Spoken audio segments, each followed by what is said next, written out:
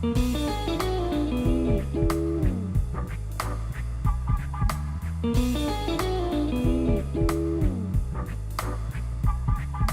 it going there, everybody? It's Mr. Zen over here, bringing you guys a brand new Nanatsu no Taizai chapter discussion. And for today's segment, guys, we're going to be talking about is chapter 210.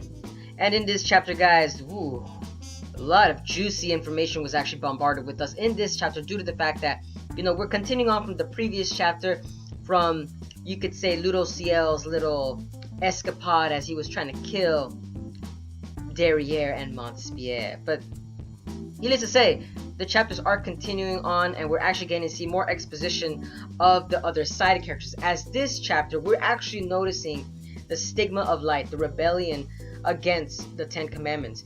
We're starting to see traitors. We're starting to see who is really in what side, and we're starting to see what King and Diane are actually, what their trial is going to be consisting of. And it seems that we're slowly getting teased as where they might be ended up at. Now, before I begin throughout my whole little escapade of the heart, I'm going to explain what's going to happen.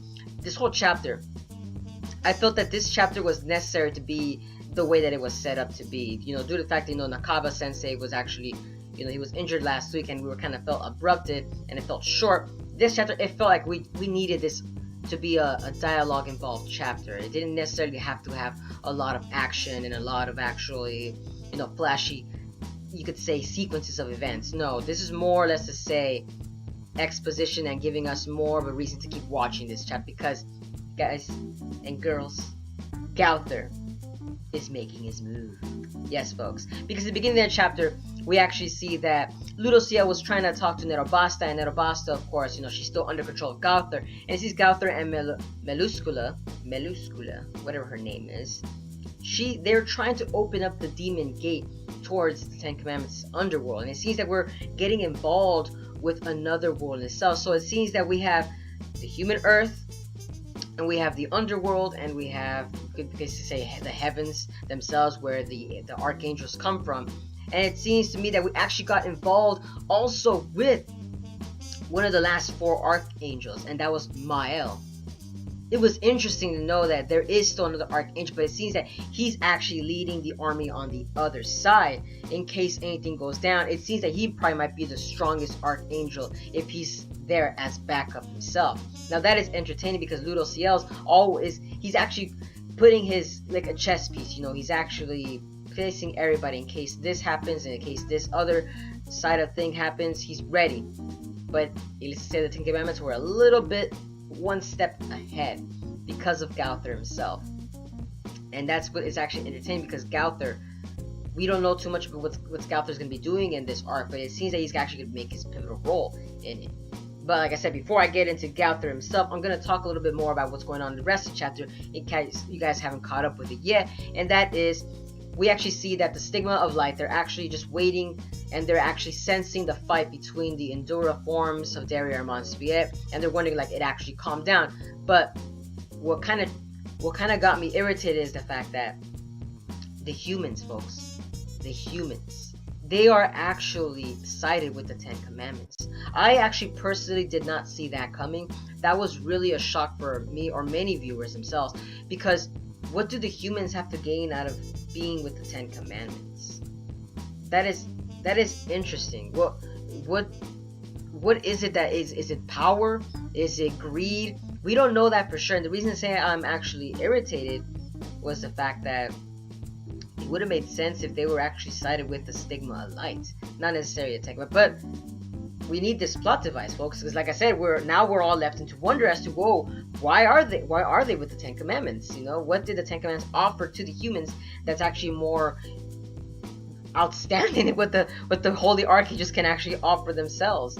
Or maybe you could say the humans actually saw through the BS that the archangels themselves are actually trying to comprehend to the humans, and the humans actually saw it as, nope, you guys are actually evil, and you guys are actually trying to imperialize all the races to make it one supreme race.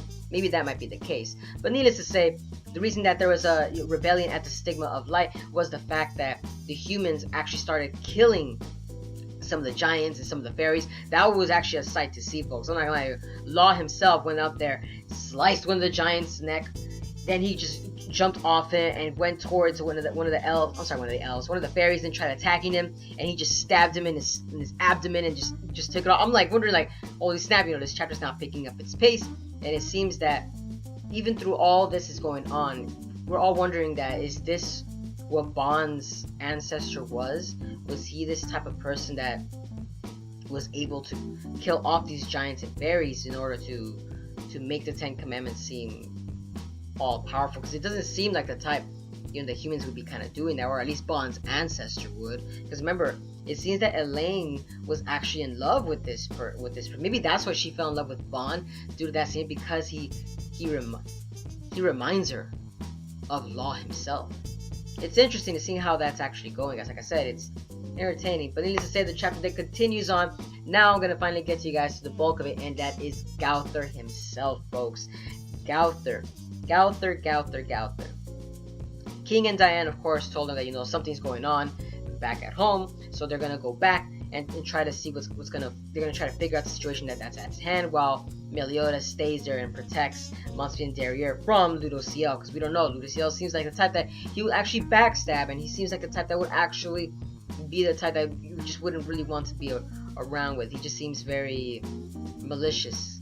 He has a malicious intent right now. Like, he's blinded by his own self-loathing of the Ten Commandments. But like I said, needless to say, King and Diane, we're heading towards back to Stigma Light, and needless to say, Jesus H. Christ, Gowther comes in, and he jokes.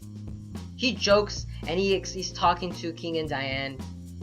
Of course, King and Diane are in the original, or the the new Ten Commandments themselves, Gloxinia and Dolor. But the thing that actually kind of tricked me out is that King was actually able to tell that wasn't the Gowther that they actually originally knew. This is the original Gowther that's supposed to be at hand. The original Gowther that's actually full of emotion, the selflessness. Now we're wondering as to how is he gonna be implemented against King and Diane.